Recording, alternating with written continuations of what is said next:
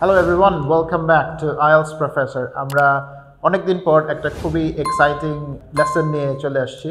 আপনারা অনেকেই আমাকে জিজ্ঞেস করেন যে কোন একটা জিনিস আমরা জানলে খুব দ্রুতই আমাদের স্পিকিং স্কোরটাকে ইমপ্রুভ করতে পারি। সেটার অ্যান্সার হচ্ছে আপনি যদি ইডিয়মস ইউজ করেন তাহলে সেই স্পিকিং স্কোরটার ভ্যালুটা অনেক বেশি বেড়ে যাবে যদি আমরা সঠিকভাবে ইডিয়মটা ইউজ করতে পারি। সো প্রথমে কুইকলি জেনে নেই ইডিয়মস কি। ইডিয়মস হচ্ছে বাগধারা, যে জিনিসগুলো আপনারা বাংলায় শিখেছিলেন বাগধারা, অর্থাৎ এই যে শব্দটা থাকে এইটার যে আসল অর্থ সেইটা আসলে শব্দের অর্থ থেকে বোঝা যায় না। সো দ্যাট মিনস এই যে শব্দগুলো আছে এগুলোর অ্যাকচুয়াল অর্থ বের করলে আসলে এর যে মেইন অর্থ এইটা বের হয়ে আসে না। যেমন আপনারা বাংলায় পড়েছেন অকাল কুষ্মাণ্ড, তো এর মানে কি যে একজন খুব বোকা বা গাধা টাইপের লোক। সো এরকমই ইংলিশে এগুলোকে বলে ইডিয়মস, এবং আমরা আজকে 5টা ইডিয়মস শিখতে যাব যে ইডিয়মসগুলো ইউজ করলে আমরা যে কোনো স্পিকিং টপিকে স্কোরটাকে ইনস্ট্যান্ট ইমপ্রুভ করতে পারি। Idiom 1, face the music. Face the music এর অর্থ কিন্তু এইটা না যে কোনোখানে একটা গান বাজনা হচ্ছে ওটার সামনে গিয়ে দাঁড়িয়ে থাকা। এর অর্থ হচ্ছে কোনো কিছুর কনসিকুয়েন্স বা ফলাফল ভোগ করা।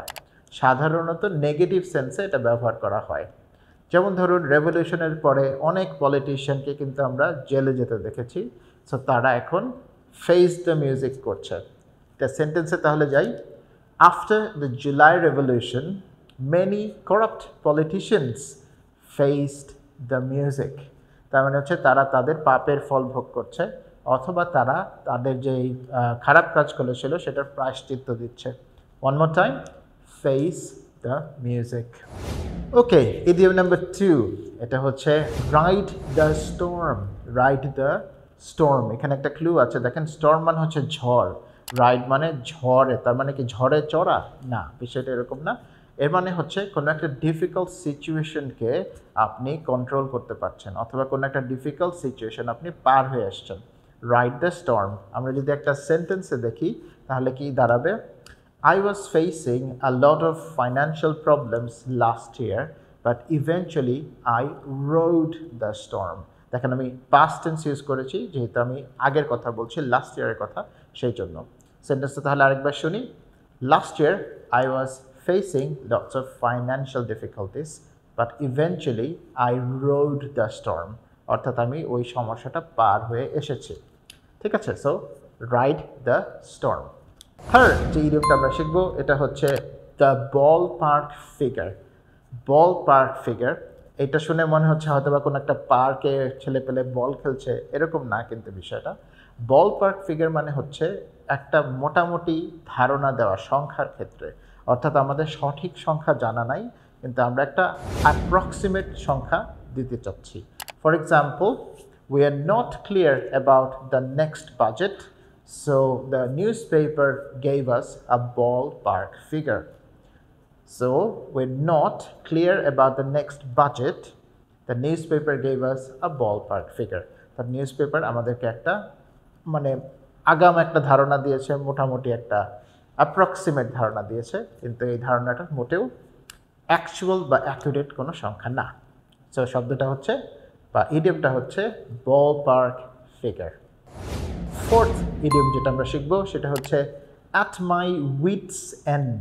উইটের সাথে ব্রেনের সম্পর্ক আছে, তো মনে রাখবেন শব্দ ইডিয়মটা হলো অ্যাট মাই উইটস এন্ড, অর্থাৎ আমার বুদ্ধি যখন শেষ হয়ে গেছে তারপরে কিছু করা।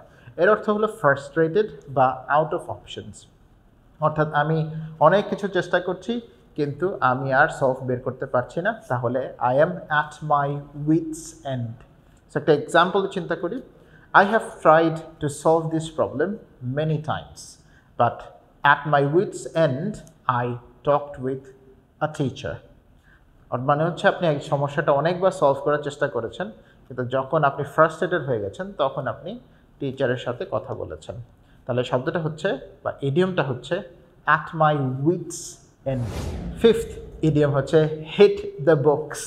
এর মানে কিন্তু বইকে মারামারি করা না বা বই দিয়ে কাউকে আঘাত করা এটা নয়। হিট দ্য বুকস মানে হচ্ছে স্টাডি হার্ড, অর্থাৎ আপনি অনেক ভালো করে পড়াশোনা করছেন, অর্থাৎ আপনার পড়াশোনার ভিতরে অনেক বেশি আপনি এফোর্টস দিচ্ছেন।